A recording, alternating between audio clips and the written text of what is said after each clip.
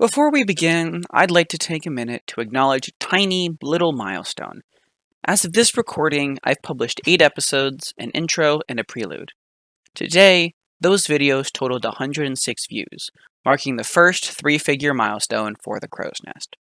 Honestly, this isn't a milestone that I had even anticipated noticing when I made the channel, and I was a little blindsided that, upon discovering it, I found myself sitting back in my chair, staring at the monitor and cheering up a little bit. So thank you to everyone who's helped so far. Specifically, thank you to Matt Pilkowitz and Corey Commodore for all of your comments, and a shout out to those anonymous viewers who've helped along the way.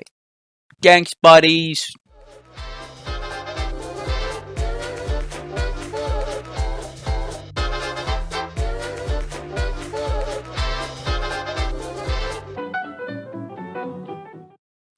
With that, we carry on. Today we're spicing things up with our head turn, adding in the concept of anticipation. Alan Becker gives a wonderful synopsis. Anticipation prepares an action to make the next more obvious while making the whole action more realistic. You can check out the full video below to give Alan the clicks that he deserves. Now, of course, I need to figure out a way to add this into my head turn, and I think Alan gave me an idea. So today, we're going to be doing the same exercise that we did last time with the addition of anticipation. Now, how I'm going to apply that to this head turn is that one of the things I learned was anticipation isn't always physical movement in terms of, let's say, the head swivel. You can also anticipate by just redirecting small parts of the character's body, and one of which that I saw was turning their eyes. So I'm going to give that one a shot, and then maybe have a little bit of the head leaning in some way. The downside, of course, is that I haven't prepared myself to draw eyes yet, but I still have to record because today's a recording day. So today I'm going to do my prep work with my head and my nose, my new nose stuff. One thing that I also want to do is I want to extend the amount of frames. I did it in 11 frames last time. I'm going to try it in 22. So the first thing that I want to do is get some background music, actually. I can have my head over here and have them looking in this direction. This guy looks like he lost a staring contest when the abyss looked back. So we're looking in this direction, and then they notice something over here. So then the eyes turn to look at that thing. Oh, you know what I can do? I can have the head do like a disbelief swivel. And then the character looks over. I don't know. Let's see. Head facing this way. Then it dips down, then comes up and looking this direction. So the head kind of does that swivel, like a what? So we have this transition where the eye turns. It's going to be here. Then the head dips down, and I want the head to be blinking, kind of like a blink in disbelief. And then for here, a really wide-eyed disbelief at whatever they saw looking this way. And the mouth actually was really helpful for deciding whether or not it is surprise or fear. But I haven't gotten to mouths yet. I haven't even gotten eyes yet. I'm not even going to be doing the eyes in this video. I will be doing it by the end of the exercise, though, so I look forward to seeing what that is going to be. So this is my battle plan, and actually, now that I look about it, I have 2 different versions of anticipation. The first one is the eye turn, anticipating whatever's going on this side. And I also have this head swivel, where the head anticipates looking to the left, well, to the right, it's left, by dipping and looking over. So my head turn in the last video was 11 frames, and that was way too fast. I'm going to do that in 22 frames this time. I can honestly have the eyes turn in 3 frames. Then this will be 22 frames. And this will encompass this all the way to this motion. Between here and here will be the eyes moving from the blink into the eyes open, which means that this frame and this frame will be the eyes blinking, getting from here to here. I should have been a football coach. So I'll dedicate 11 frames to this motion and 11 frames to this motion. All right, now we have game plan the second. Hut, hut, hike. Let's get this party started. The character's going to be looking forward for a couple of frames. I'm just going to give it 10 before they do their eye turn. C, V. So then I turn 1 frame, I turn 2 frame, I turn 3 frame. And then on frame 14 is where we begin our dip. We're going to do this the way they do it in theater. Stage left and stage right. So our first keyframe is the character looking stage left. Then the second keyframe is going to be, where they end up. I really like this circle. I'm just going to steal this circle. This is going to be where they end up in looking, meaning that I need a breakdown. Nice little Celtic trifecta right there. This is a really good circle. I'm just going to copy paste this for everything. And I want it to be a nice, clean U. Let's make each keyframe the first and last frame in the frame arc, which means that if it's 11 frames, that's 9 frames between, making this a 33 frame total. Do we need to make a timeline? It's going to be an ease out because it's going to be that really quick swish motion. So I'm not going to waste time with the timeline on this one. I already know how long this is going to take to do. What I need to be doing is finding more shortcuts, like copy pasting this nice circle that I've made, so that way I can be saving time in the future.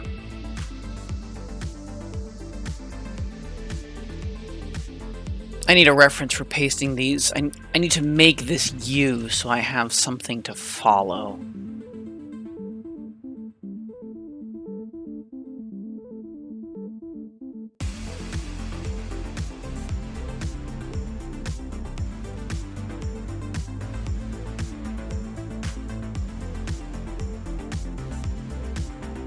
I almost made a mistake right here.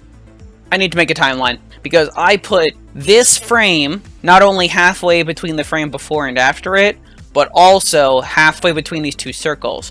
That's not what I want to do. This circle is supposed to be halfway between these two, but that frame is actually supposed to be here, which means I have to do a timeline.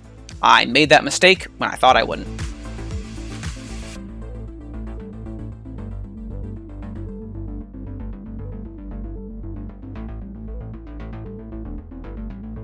Plus, it doesn't hurt to just, have a reference to check. And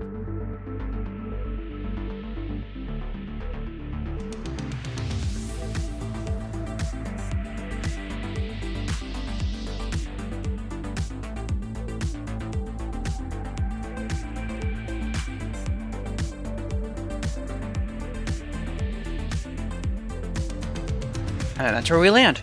And now the whole arc in action? Fantastic. And then we just take this last frame and give it a couple of seconds. Now we just have to do the direction that our face faces.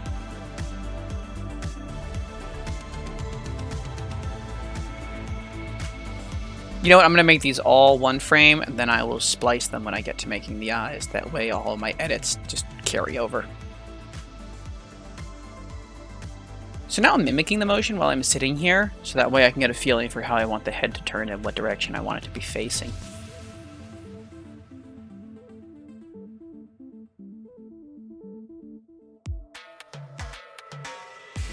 I'm just going to make it difficult to see.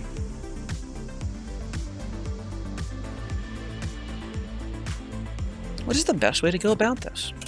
Oh, I also want the head to do a bit of an arc too. So I want the head to look down.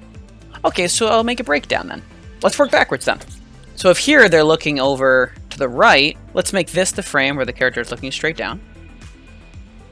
And then this is going to be the halfway between those two. So if that's where I am, this is the distance from the frame afterwards to my line. This is obviously the halfway mark. So right here is where my arc's going to be.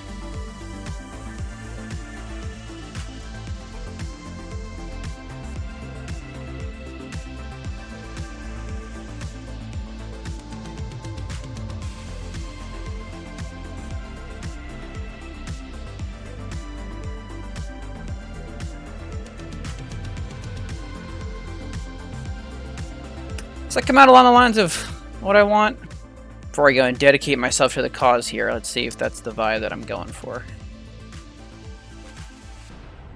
Yeah! Nice, that worked out.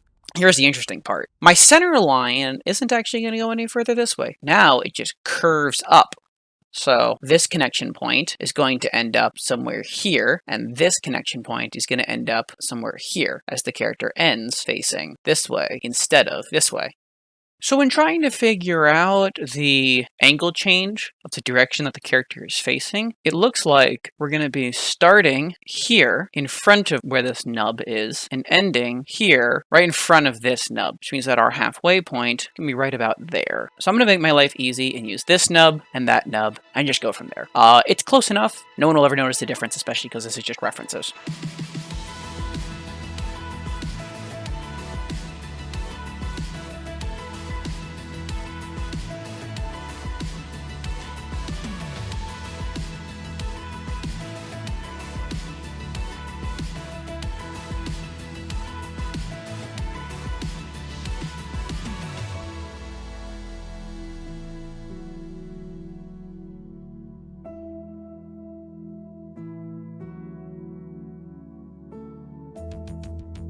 Feels like by making one shortcut in the beginning, I'm actually making it take longer for myself at the end. I'm really gonna have to start thinking critically about when to take my shortcuts and when not to take them, so that way I'm not inadvertently making this process harder as I go along.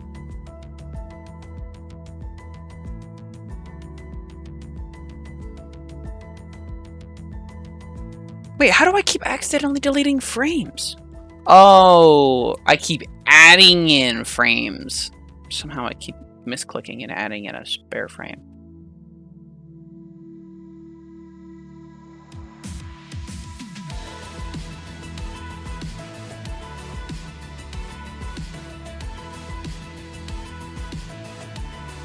I'm sure the Loomis method was not designed with animation in mind. This is a lot of steps for every individual frame.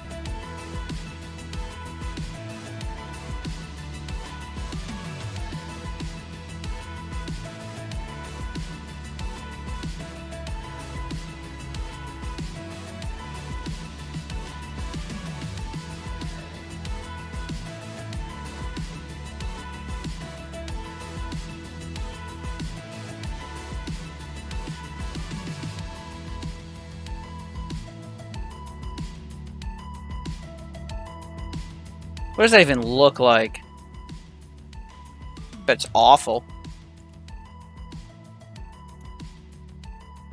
Yeah, it's terrible. But is it going to make a difference? Is all the wiggling going on with these reference lines going to make a difference? Because in my cleanup, any weird adjustments that happen in like the location of the nose or the direction that the eyes are facing that are made because of that is not going to take that much time to clean up.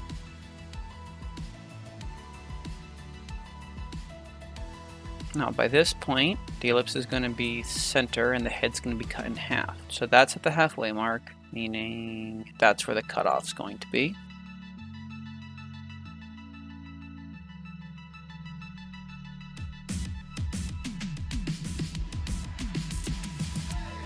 A big part of why I'm obsessing over shortcuts is because I know that when I finally get down to animating my first music videos, it's just going to be me. I'm going to have to animate all the people, all the backgrounds, do all the coloring, all the shading. I have to do everything on my own. I can't afford to lose time by getting bogged down with stuff. And a downside is because I'm the only one that's doing all these editings. I'm only practicing twice a week when I'm doing recording. And yes, I get little bits and pieces of practice in while I'm on my editing days, but it's not that much. I forget a lot, between recording days. So I'm hoping that as I keep practicing this, this method over and over again, I'll find these little shortcuts that I can take. I'll find these little things that I can scoot around and not have to obsess over.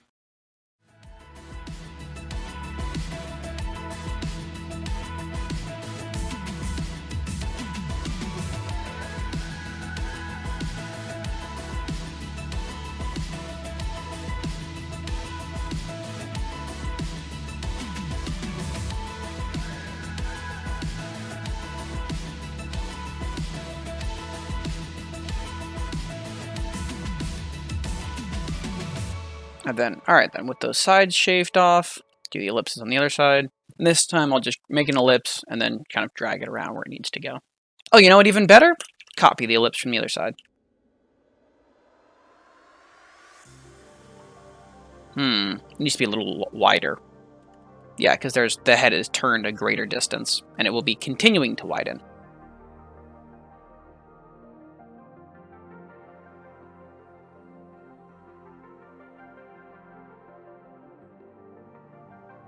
Now, I'm going to go to the end and place it where its final position is going to be. Create my onion skin, that's where it is, and then I'll just move backwards from there.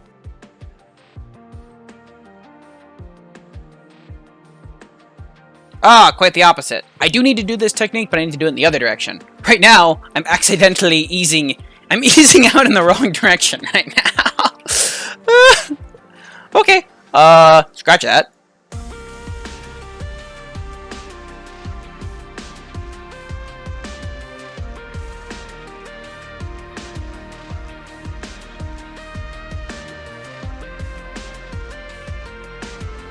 And now I need to start tilting the bottom here a little bit. Okay, how does that look for that ellipse? Yeah, that looks great. Oh, because I'm pressing M, which I have set to my middle mouse on my mouse button. So when I press M, which is right next to my back frame button, I ended up creating more frames. Cool, so I figured out what that problem is. That's motivating. Okay. Let's make my trifecta lines. Now what I've got here is that normally, if that would be the middle of the head, and the character was looking straight forward, that is where that first third line would be. Second one would be here, and third one would be all the way down here. Is that how that works?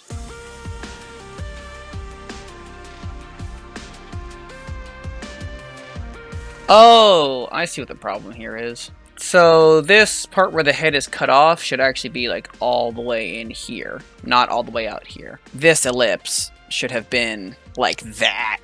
Alright, time skip. I'm gonna make that change. Okay. After 40 minutes of that nonsense, I learned two things from fixing that. The first was, of course, the size of the ellipse. Now, I remember from a past video, when you're making a Loomis ellipse, you want it to be roughly 2/3 the size of the overall head circle that you make. I made mine like 1/3, and so when I got to the middle point here, the side of the head that you chop off was way too small, and it made my thirds, when I was going to find where my chin was going to be, not far enough off of the circle. Now my ellipse is larger, so then when it comes around, the halfway mark is here, meaning that the last third comes down below the circle, making a nice chin. I ended up learning a second issue that I am not going to go back and fix because I am not about to re-record 3 hours of footage. Because this is a problem from the very beginning. Look at the arc of the ellipse and the arc of the front of the face. If I come in, you can see that the ellipses on the side of the head turn at a different speed than the face turns. What I learned from this is that I can't do my center line for my face until I've made the ellipses. The ellipses decide where the center line of the face is, not the other way around. On the other side, it's not that big of a deal, actually. There's a bit of a jump right here. See, this and this are equal, while this and this are really not equal.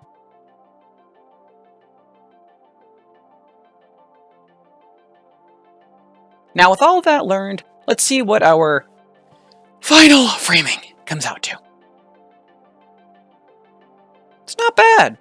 You can see what I was talking about, where the ellipses start turning before the face starts turning. But in the grand scheme of things, I think it'll be just fine. Now, we have everything that we need to start making the horizontal lines, which is going to signify the head actually dipping as it turns.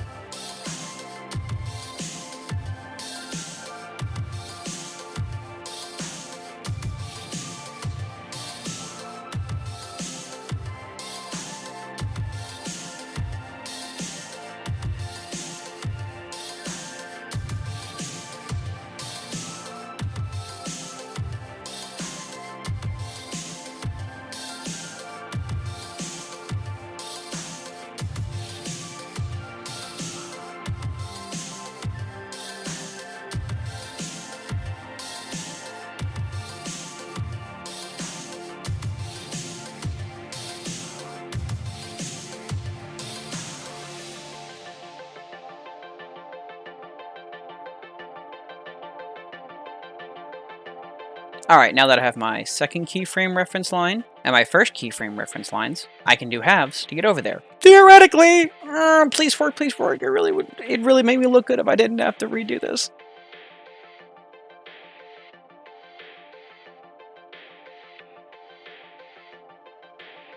Oh my god, I'm drawing this with lines. No wonder it looks so weird. I'm drawing this with the line tool.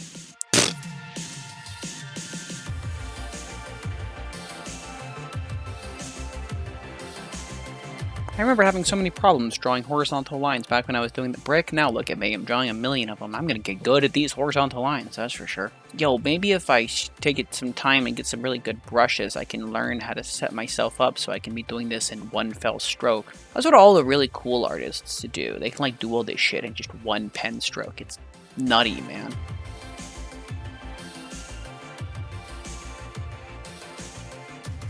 The nice thing, though, is because I have to draw so many frames, this is me drawing it a million times until I get it right. Practice makes perfect. Well, I'm getting that in, that's for sure.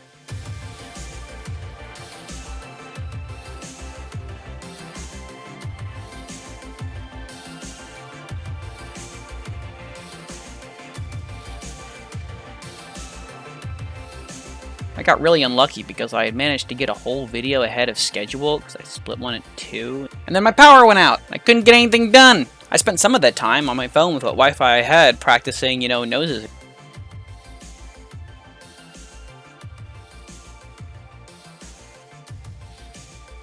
Whoa. Whoa, where did this line come from? How long has that been there? Wait, how many frames is that on? Where? Okay, so can I just, get rid of that in one fell swoop? Oh, it's everywhere. That was weird.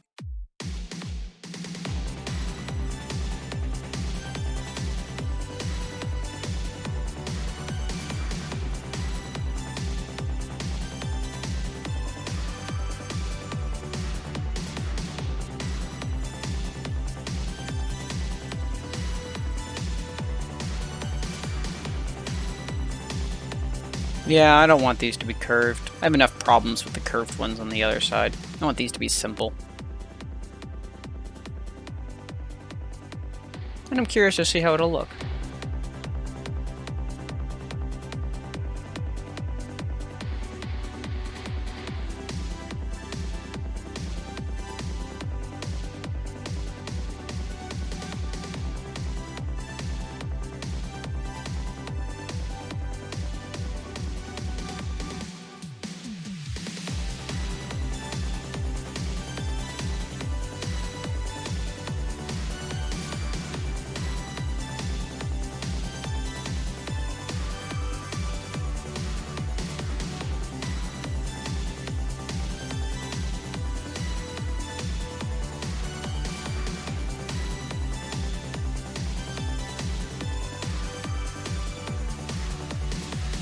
Alright, and then with the other side.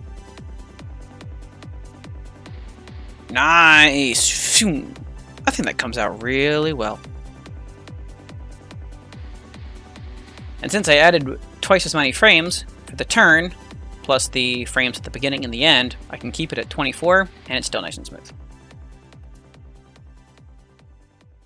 Great. Thanks again to everyone who supported me thus far, and if you're just discovering this channel, help keep the adventure alive with a subscription and a bell. Toss in a like if this is up your alley, and be sure to check out Alan Becker, who helped me not only today, but also back before I even knew I wanted this career path.